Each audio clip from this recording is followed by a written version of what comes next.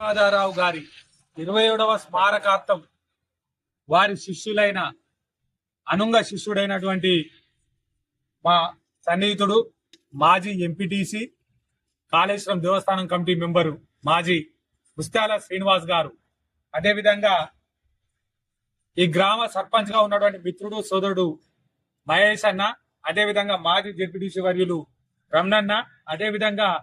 మాజీ ఎంపీపీ వర్యులు తోట చంద్రన్న, మా market committee director Praveen Nayak, Chellamma ఉప సర్పంచ్, అదేవిధంగా మండల యువజన కాంగ్రెస్ అధ్యక్షుడు అవినాష్, ఇక్కడికి విచ్చేసిన ప్రతి ఒక్కరు, ప్రత్యేకంగా వచ్చినటువంటి జీఎం గారితో సహా ప్రతి ఒక్కరికి పేరు పేరున నమస్కారాలు తెలియజేస్తూ, స్వర్గీయ శ్రీపాదారావు గారి స్మారకార్థం వారిని స్మరించుకోవడం అంటే వారి ఆశయాలను కొనసాగించడం అని ఏదైతే నమ్మినరో దానిలో అనుగుణంగానే వారి ఆశయ సాధనలో పేద బడుగు బలహీన వర్గాలకు సహాయం చేయడమే